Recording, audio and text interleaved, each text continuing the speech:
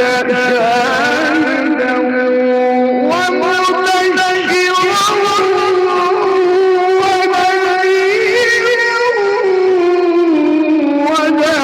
وداعيا إلى الله بإذنه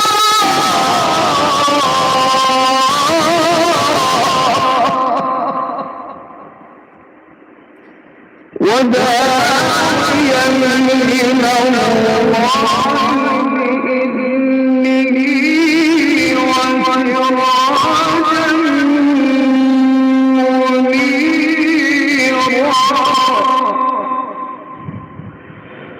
وبشر المؤمنين بأن لهم من الله فضلا كبيرا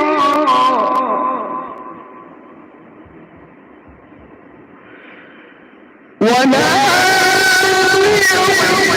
الكافرين والمنافقين وبعدهم وتوكل على الله وكفى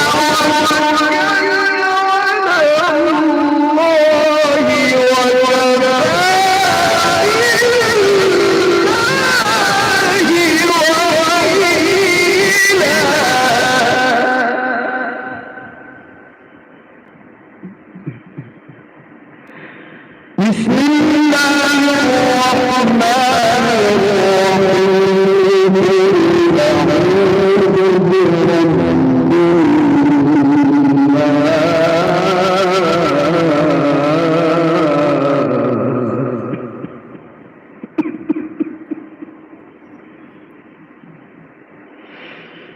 ولا الكافرين والمنافقين وأذاهم وتوكل على الله وكفى بالله وكيلا بسم الله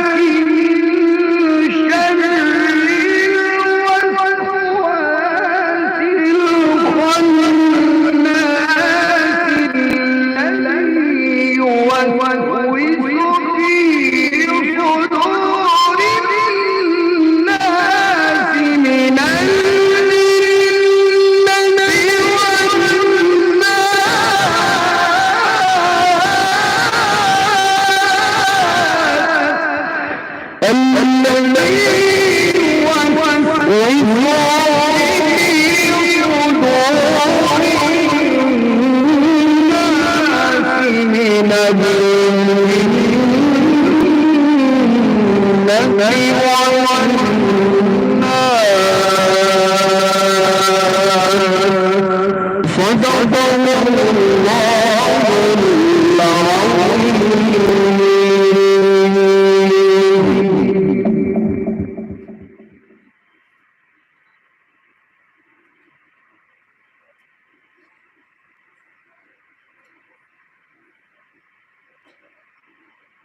আজান তো হলো যায়, আজান তো হলো যায়, আজান তো হলো।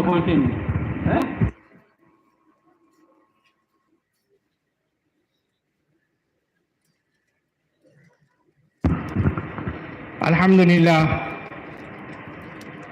এই পুরকশিস আওয়াজ দ্বারা কোরআন শরীফের তিলাওয়াতের পরে আমি আমরার মাদ্রাসার নাজিমে তালিমাত হযরত মৌলানা ফয়জুল হক সাহেব দামাত বরকাতুমরে অনুরোধ করমু তান মখতসর তকরির দিয়ে আমরারে মাহদুদ করবা, মূল্যবান কথা দিয়ে আমরারে মুস্তফিল করবা।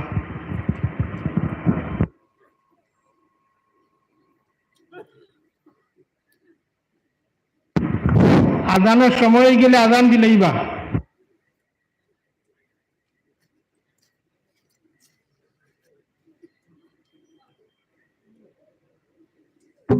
বিসমিল্লাহির রহমানির রহিম। আলহামদুলিল্লাহি রাব্বিল আলামিন।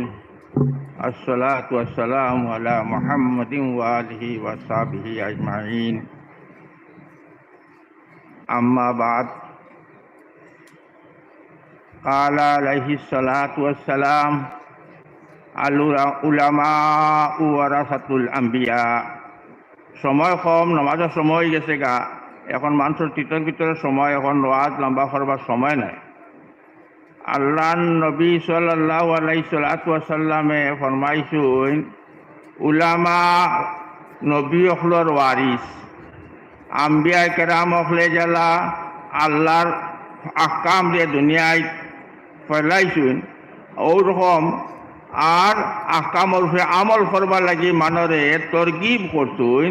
ওলা উলামা অখলর হক হইল গা রসুল করিম সাল্লাল্লাহু আলাইহি ওয়াসাল্লামের পরে আর কোনো নবী নাই, না লা নবী আবাদি, আমার বাদে আর কোনো নবী নাই।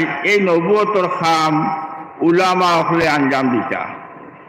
এর কারণে আমরা দেশ জায়গায় জায়গায় মাদ্রাসা অকল বানাইয়া আলিম বানাইয়া রাখা হয়, তারা ও দিনর খাম যে আঞ্জাম দিতা করিয়া। দিনর খাম যে কাম আমরা আল্লাহ তাআলা দুনিয়ায় পাঠাইছে যে দিনর খামর লাগিয়া, এই দিনর খামর মাঝে সব থেকে জরুরি খাম হইল গা ফরজ। ফরজ আল্লাহর এতর উপরে ইমান আনার বাদে 5 ওয়াক্তের ফরজ নমাজ ওগুন আদায় করা শুদ্ধ সহিভাবে জমাতর সাথে।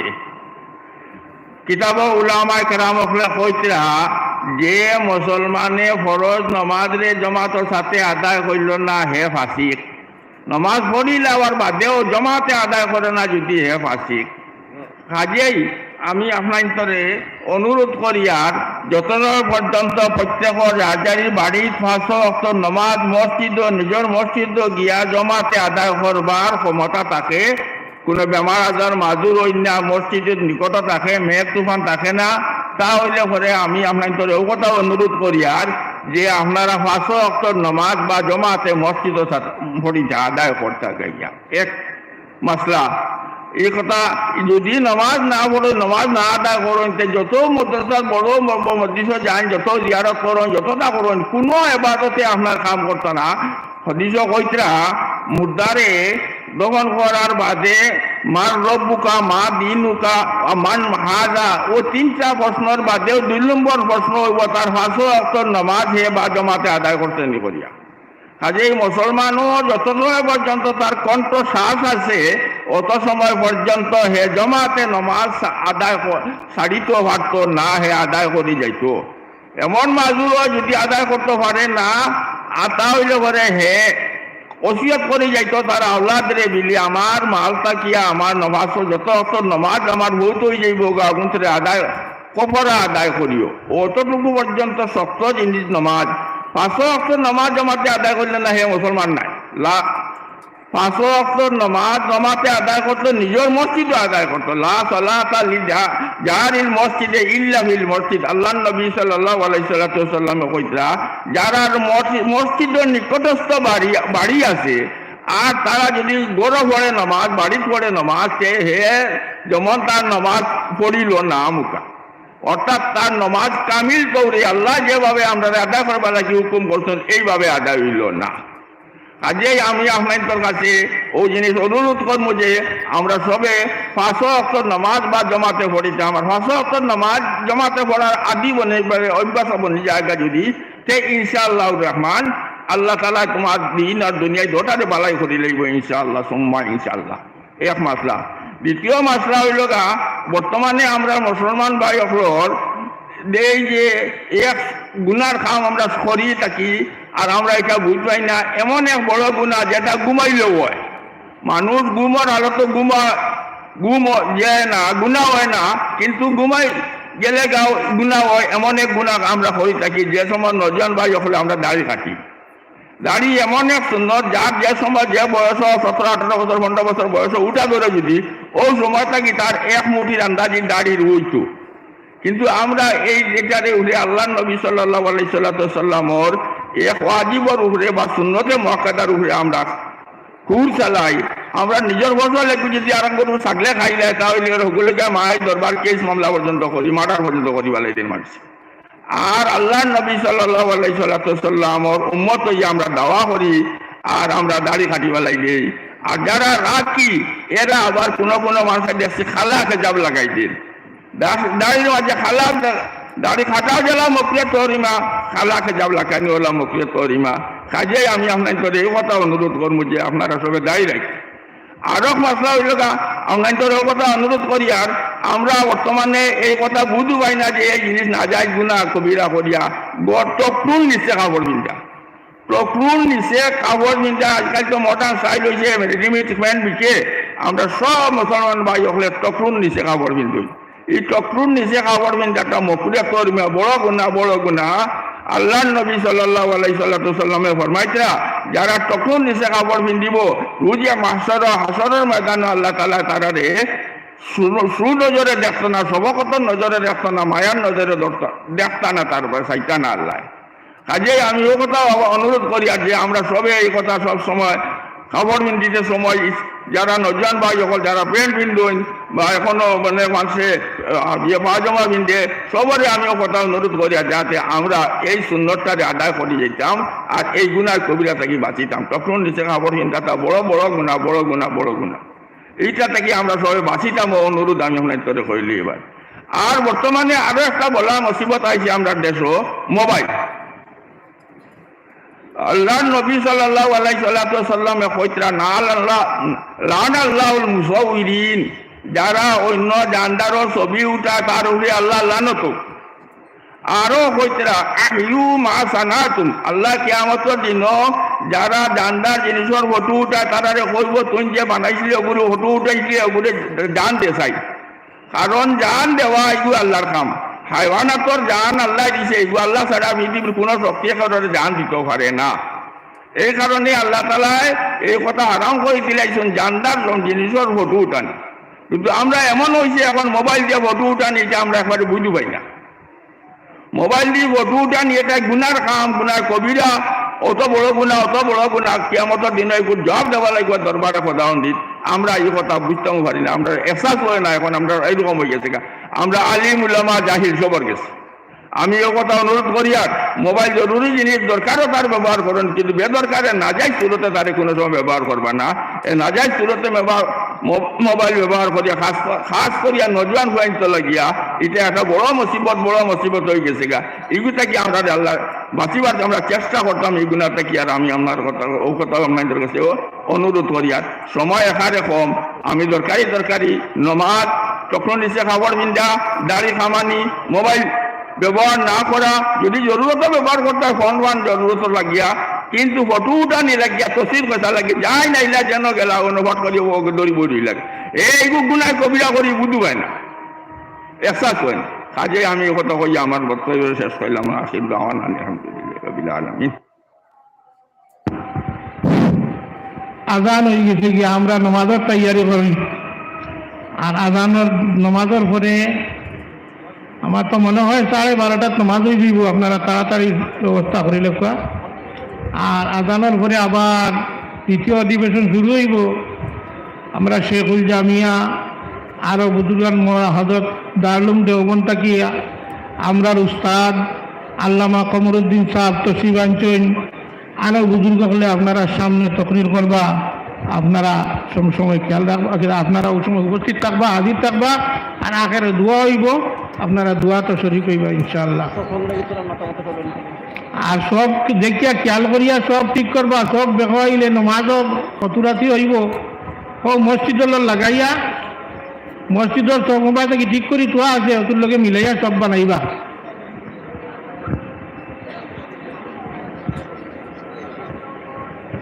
সময়ের অভাবে অনেক তকরিরের কথা আর এই কিছু কিছু এটা করবার কথা আসলে আমি দুঃখিত, টানটানলে সময় দিতাম পারছি না, বেদার হইবা না।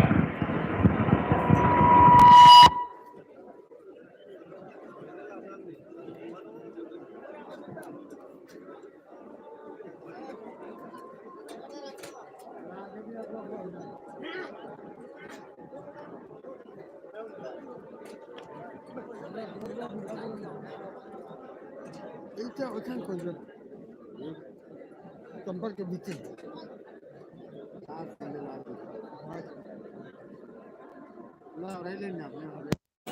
এখন পবিত্র জোহরের নামাজ হবে। জোহরের নামাজের পর পুনর সম্প্রচার করা হবে। আপনার সঙ্গে থাকুন। ধন্যবাদ।